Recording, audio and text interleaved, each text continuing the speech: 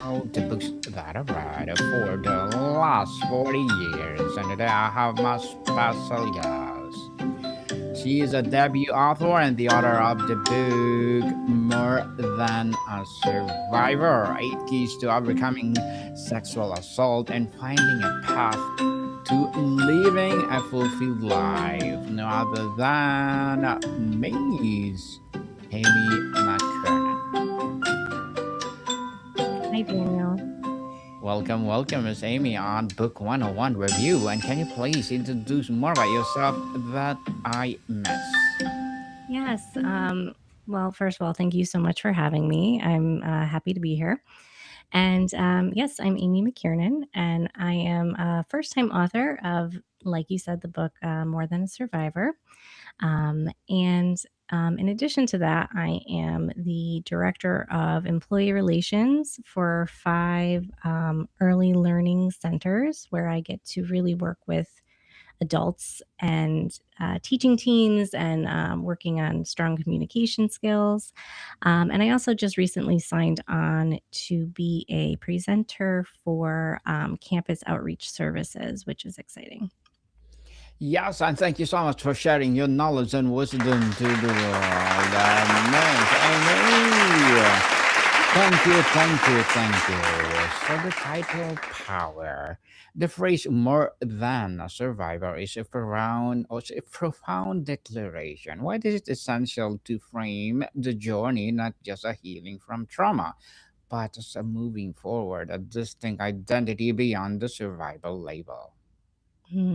Yes. So, more than a survivor, it's really important to me because I really believe in, you know, everyone has their experiences and their journey. A lot of us, unfortunately, do have trauma. And I really believe that there is more to life than just survival. When you think about survival mode or being a survivor, there is power to that. It's a powerful thing to be a survivor of something. However, what does surviving look like for you? Are you barely hanging on? Are you, weary and beaten down from the battle? Do you have these wounds that are still impacting you and that you're still suffering from? Um, and so I believe that there's more than just surviving things, that the goal is to truly overcome them, to truly be able to identify not as the trauma that's happened to you, but as the strength that you've gotten from those experiences, as you have the ability to take back your life. You have the ability to claim your narrative again and overcome those things and live a fulfilled and happy life, not weighed down by the burden of all of those wounds, all of that brokenness that you once felt. And so that is the reason for the title and the whole premise of the book. Yes, to take back your life. That's amazing. Miss Amy, your framework offers 8 distinct keys. Mhm.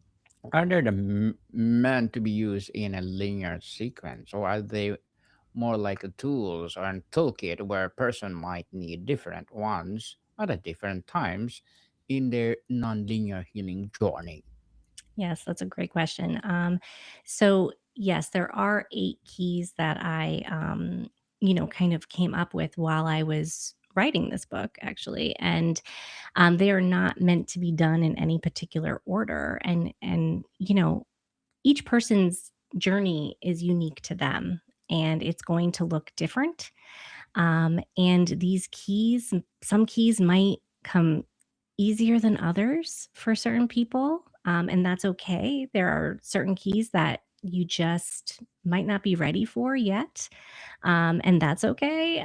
So, yes, these keys are just tools that you will visit and be ready for when you're ready for them. And your path will be unique to you, and you might address these things in different orders, and that's all okay.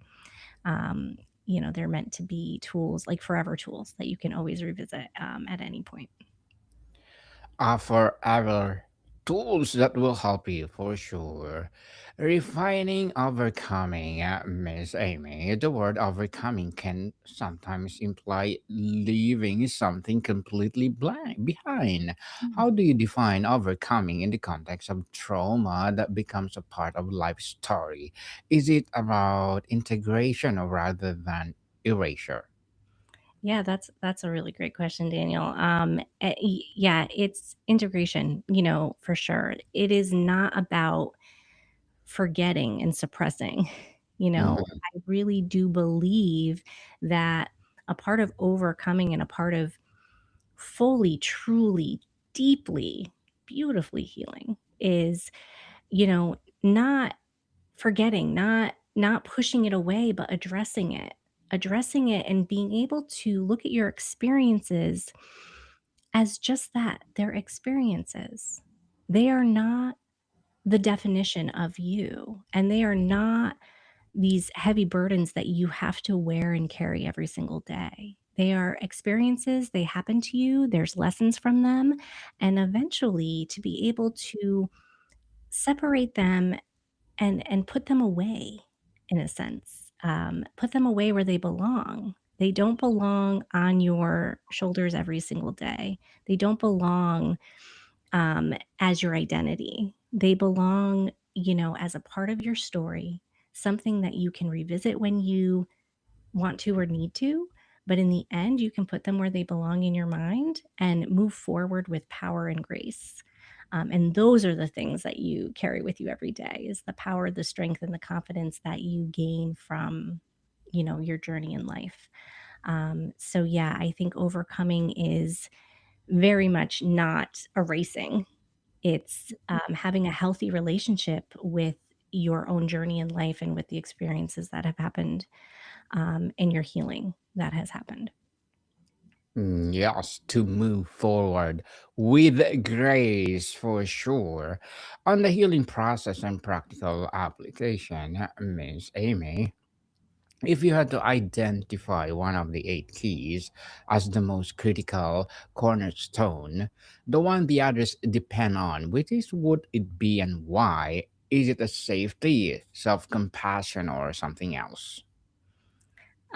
So identifying one of my 8 keys that I think is probably it's my favorite one because it's one that no matter where you are in your journey, whether you haven't even begun to think about healing or whether you've done some work but you've hit a roadblock or you're lost or you're backtracking or you just are stuck, it's the one that you can always revisit no matter what. And that's the key that I call pave your new path with choice.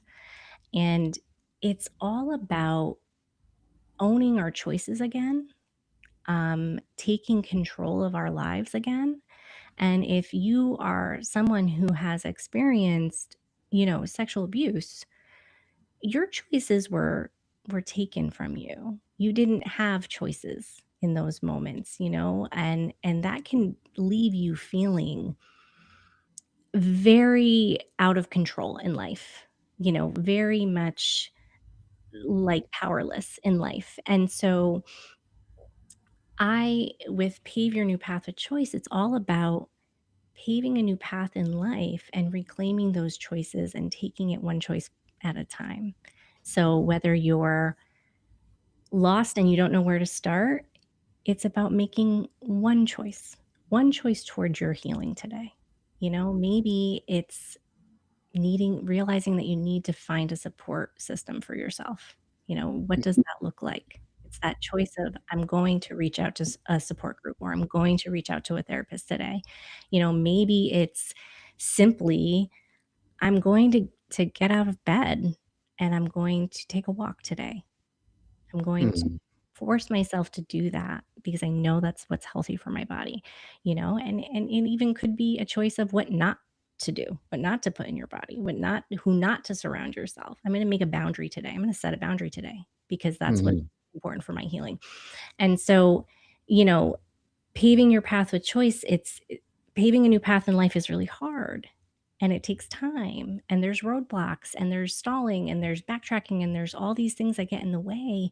But if you just take it one small step at a time, one small choice at a time, it's somewhere you can always come back to if you're lost in life. It's like, what choice can I make right now? I am totally turned around. What is one choice I can make right now to get me back on track? And so that, I think, is one of the keys that is, I think they're all valuable, but I think that one in particular is one that you can, no matter where you are, always revisit and think about. Really just owning our choices again, and making small sustainable choices to start. Sexual assault is a profound violation of bodily and personal autonomy. How do your keys specifically help someone rebuild a sense of agency and ownership over their own life, choices, and narrative? Yeah, so you're 100% right. It is such a violation. And, what I talk about a lot is, you know, getting getting the help you need. So I'll preface this with, I am not a mental health professional. Okay. And one of the most valuable things you can do for yourself is finding help, professional help of a mental health professional to help you through the turmoil that you're going through mentally from this. Not only that, but also physically, if you need medical, help as well. But, getting the help that you not only need but deserve, getting that support system, and,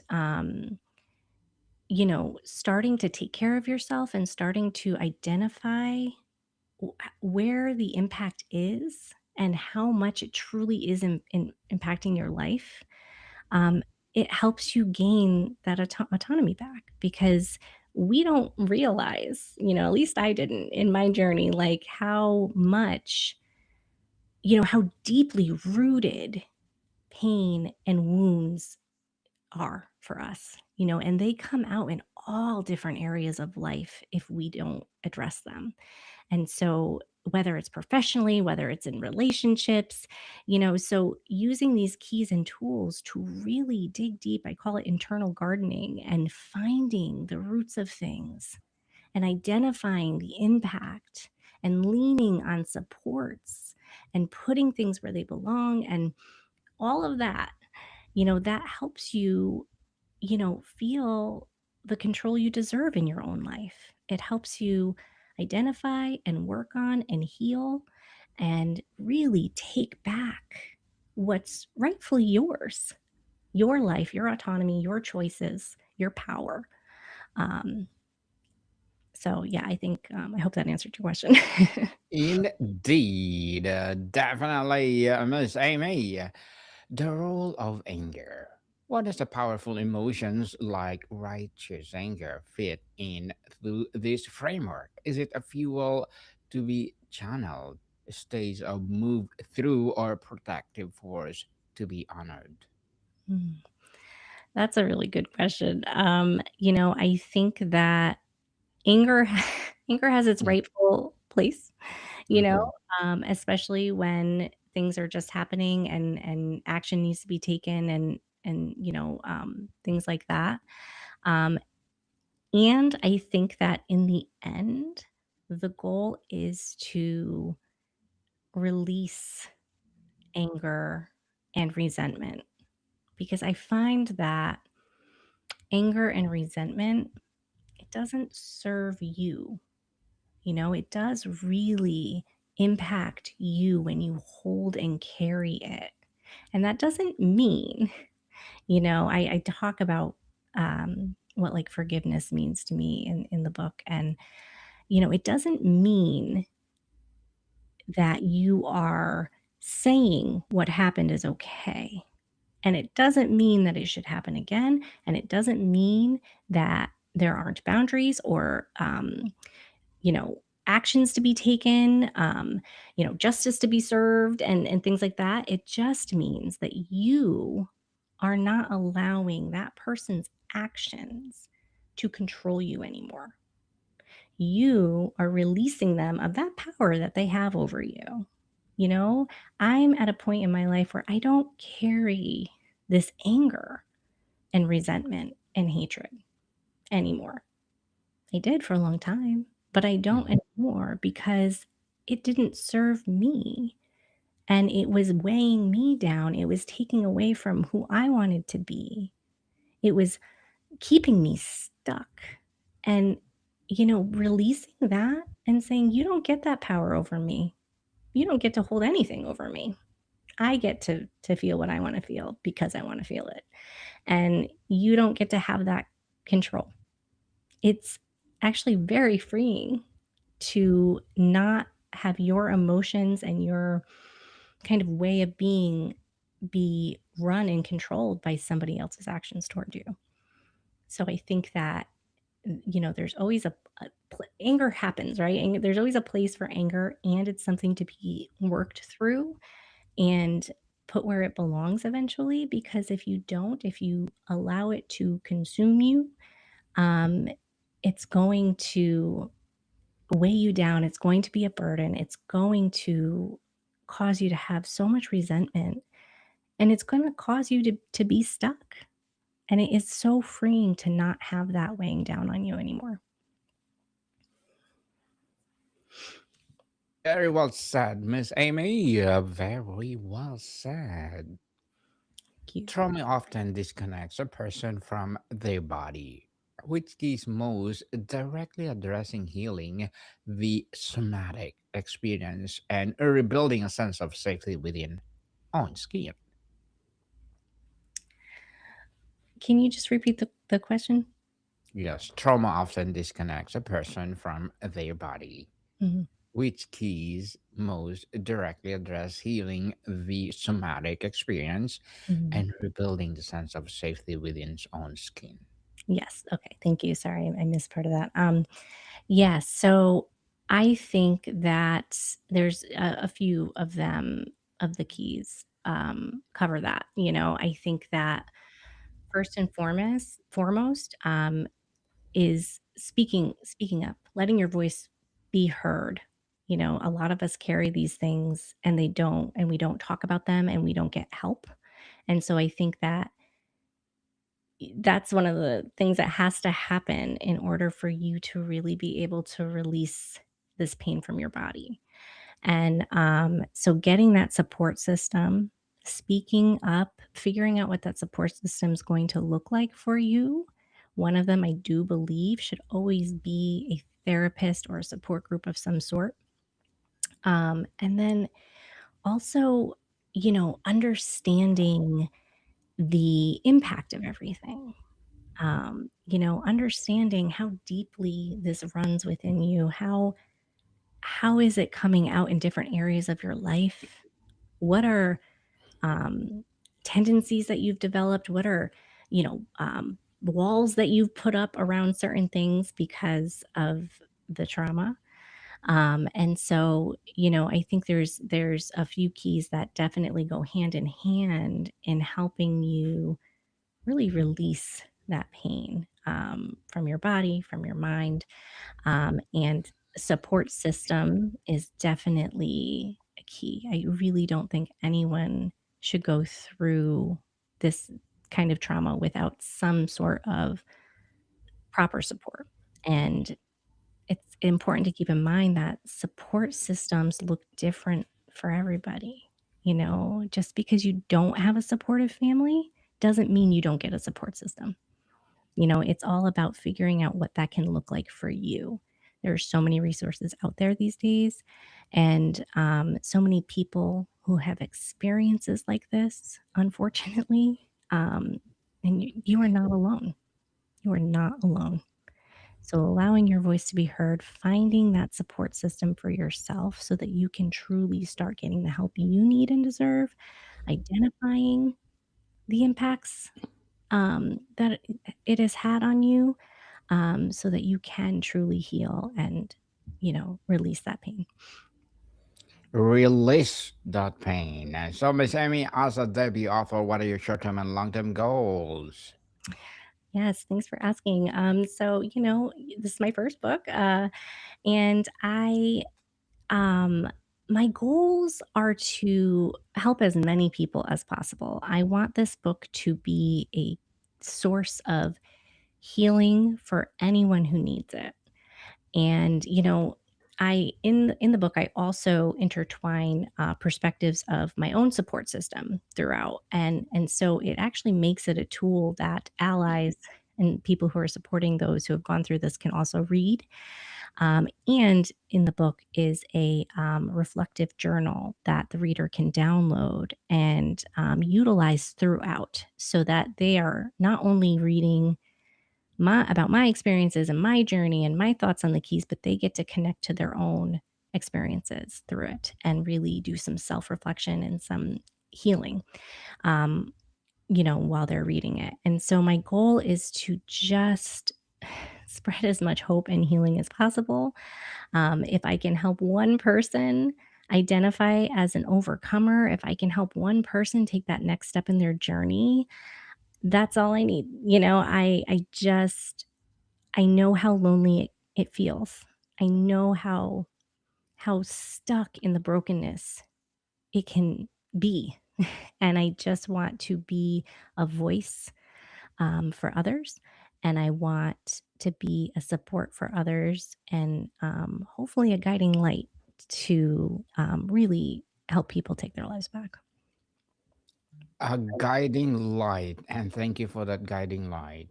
Miss Amy, thank you, thank you. And what will be your piece of advice for those people out there who want to be an author like you?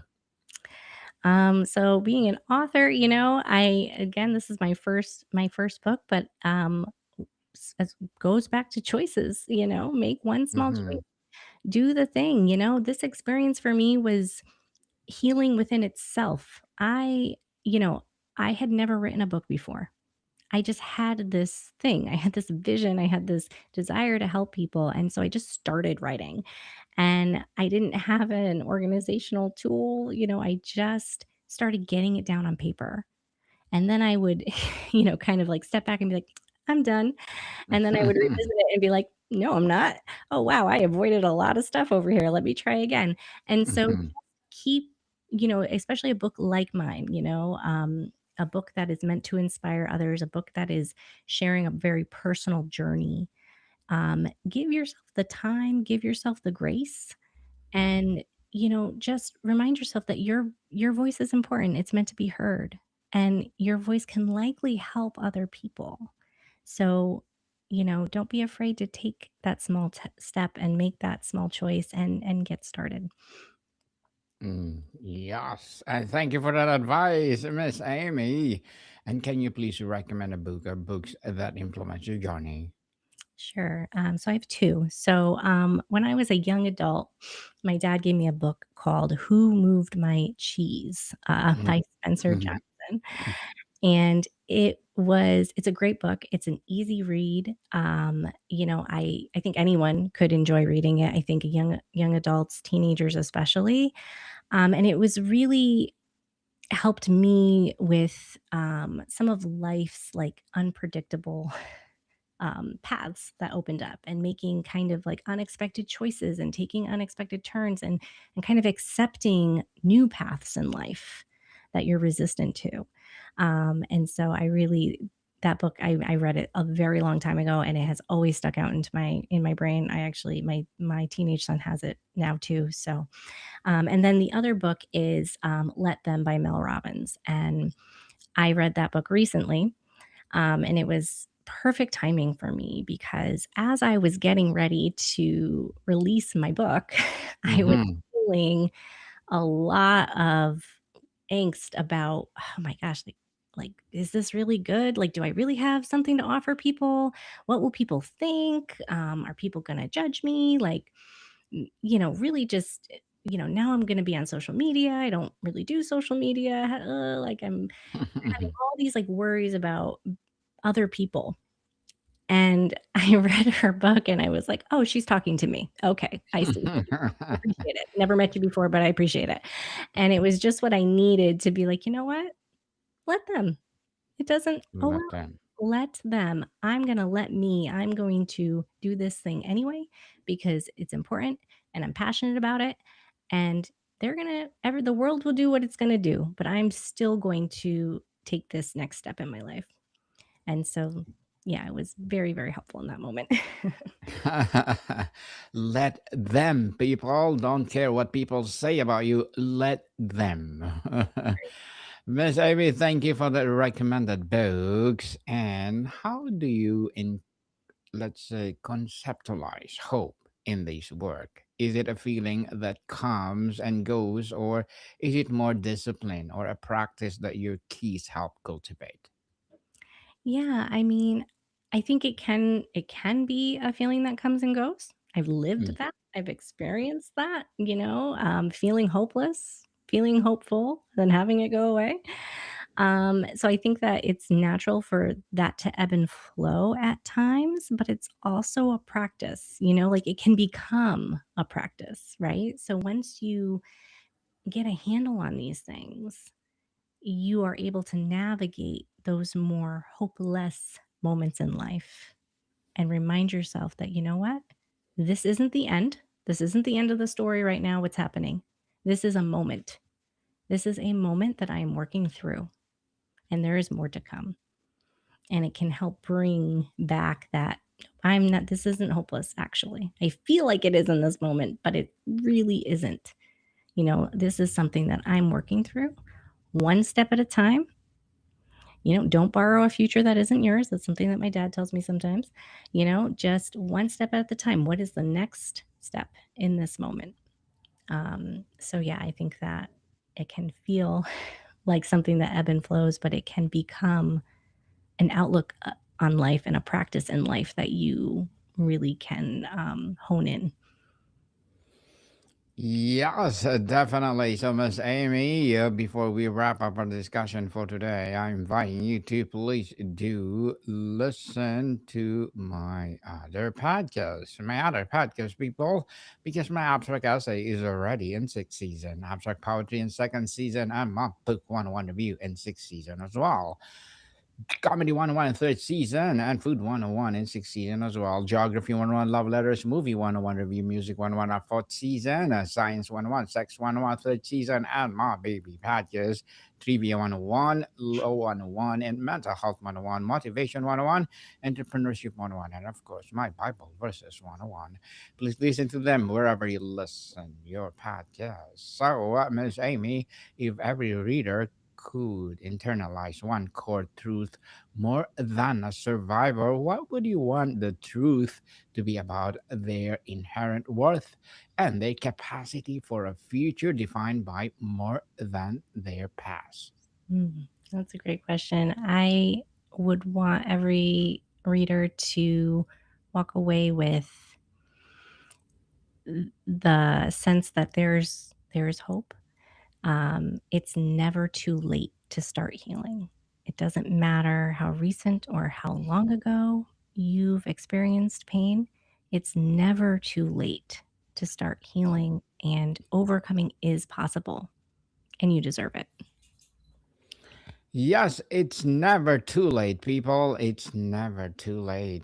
And let it go. Miss Amy, thank you so much for sharing your knowledge and wisdom through the world, through your book. So can you please invite our listeners to support your book, your advocacy, or whatever projects that you're doing right now?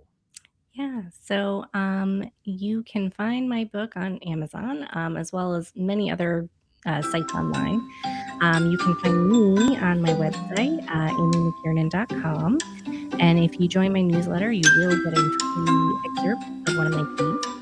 I'm also on social media, Instagram, Facebook, LinkedIn. You can also find me on Campus Outreach Services if you are interested in speaking opportunities. And that's it. Yes, people, let's support Miss Amy Mckiernan, because if you support her for sure, more and more empowering more than a survival race.